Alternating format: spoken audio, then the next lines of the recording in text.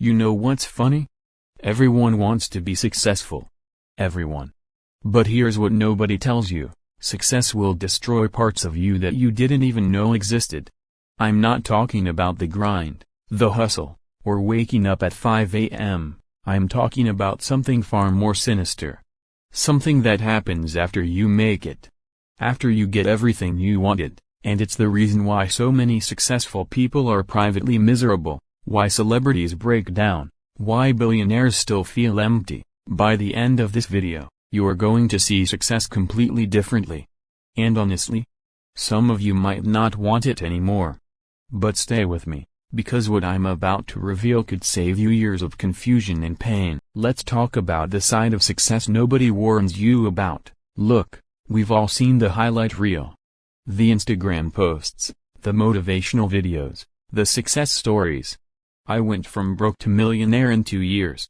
I built a 7-figure business from my bedroom. And yeah, those stories are real. I'm not here to discredit anyone's achievements. But what we don't see is what happens behind closed doors. What happens inside the mind of someone who finally gets everything they've been chasing. Because here's the truth: success doesn't solve your problems. It transforms them. And sometimes, it creates entirely new ones that you never could have imagined when you were struggling to pay rent. So let's dive deep into the 5 brutal realities of success that nobody talks about. The things that happen when you finally make it. Point 1. The isolation paradox. First, let's talk about something I call the isolation paradox. When you're grinding, when you're at the bottom, you have your crew. Your day one friends who are struggling with you, dreaming with you, supporting you. You're all in the same boat, rowing in the same direction. There's camaraderie and shared struggle. There's beauty in it, actually. But here's what happens when you start winning: you begin to separate from that pack. At first, it's subtle. You're working while they're partying. You're investing while they're spending. You're reading while they're scrolling. And slowly, almost imperceptibly, a gap forms. Not because you think you are better than them, but because your priorities have shifted. Your time becomes more valuable. Your focus becomes sharper, and then one day, you look around and realize you're alone at the top of a mountain you climbed by yourself. Your old friends? They either resent your success, they can't relate to your new problems, or they want something from you. That genuine connection you had when everyone was broke and hungry?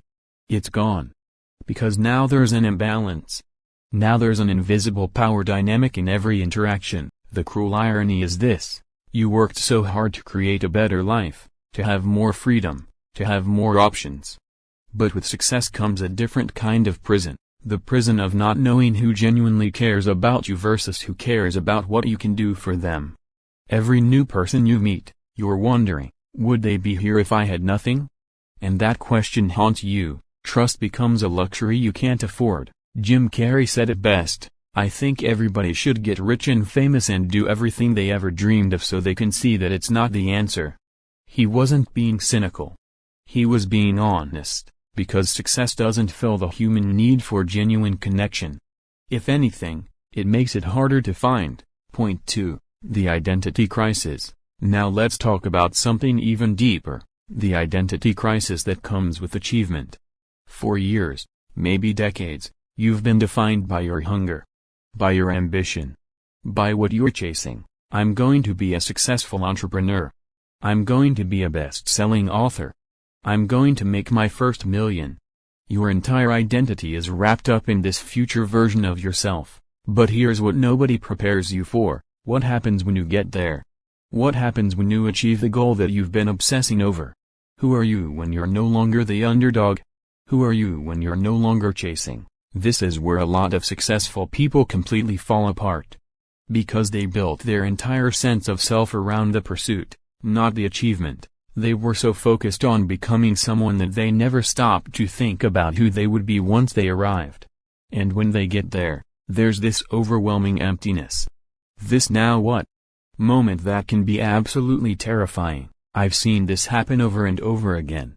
Someone spends 10 years building a business, finally sells it for life-changing money, and then within 6 months they're depressed, lost, and sometimes engaging in destructive behavior.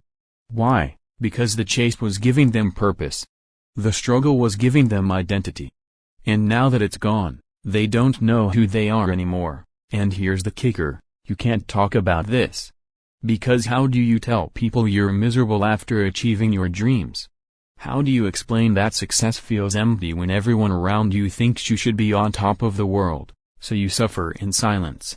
You post the wins on social media while privately wrestling with an existential crisis that you never saw coming.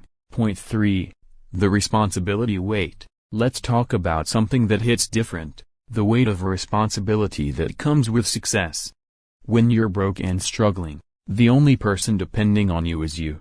Maybe your immediate family, but that's it. You have freedom in your failure because the stakes are relatively low. You can take risks. You can pivot. You can start over, but success changes everything. Suddenly, you have employees depending on you for their livelihoods. You have clients who have built their businesses around your services. You have investors who trusted you with their money. You have a family whose lifestyle now depends on you maintaining this level of success. The pressure is immense. Every decision you make now affects dozens, maybe hundreds of people. And that weight sits on your shoulders every single day. You can't just walk away. You can't just quit when things get hard. Because it's not just about you anymore. This is what they don't show you in the motivational videos. The crushing responsibility that comes with being successful. And here's what makes it worse. Everyone expects you to have all the answers now. You're successful, so clearly you must know what you're doing, right? Wrong. Most successful people are figuring it out as they go, just like everyone else, but they can't show weakness. They can't show doubt. Because too many people are depending on them to appear confident and in control. This creates a situation where successful people are often the most stressed, most anxious, and most uncertain people in the room, but they have to pretend everything is fine. They have to project strength even when they feel like they're drowning. Because the moment they show vulnerability, confidence evaporates and everything they've built could crumble. Point 4. The moving goalpost. Here's a psychological trap that gets almost everyone. The moving goalpost. Before you're successful, you think, if I could just make $100,000 a year, I'd be happy. Then you get there and suddenly the goalpost moves. Well, if I could make $250,000, then I'd really be comfortable. You hit that, and it moves again. 1 million. 10 million. 100 million. This is called hedonic adaptation, and it's one of the most brutal aspects of success. Your baseline for happiness constantly adjusts to your new circumstances. That car you dreamed about for years? You're used to it in 3 months. That house you couldn't imagine affording? It becomes normal. That bank account balance that would have blown your mind 5 years ago? Now it's just a number. The problem is that we think achievement will bring lasting satisfaction, but it almost never does. The excitement of accomplishment is temporary. The dopamine hit fades, and then you're left chasing the next thing, and the next thing, and the next thing. You're on a treadmill that never stops, and the terrifying realization is this: there is no there. There's no finish line where you finally get to relax and feel complete. This is why you see billionaires still working 80-hour weeks. This is why successful people often can't enjoy their success. Because they've become addicted to the chase itself. The achievement is never the point. It's always about the next level, and this can turn into a prison of your own making, where you're successful by every external measure but internally you're never satisfied, never at peace. The saddest part? You sacrificed so much to get here. Relationships, health, time with loved ones, experiences you'll never get back. And now that you're here, you can't even enjoy it because you're already focused on the next mountain to climb. Point 5. The authenticity struggle. Finally, let's talk about something that cuts to the core of who you are, the struggle to remain authentic.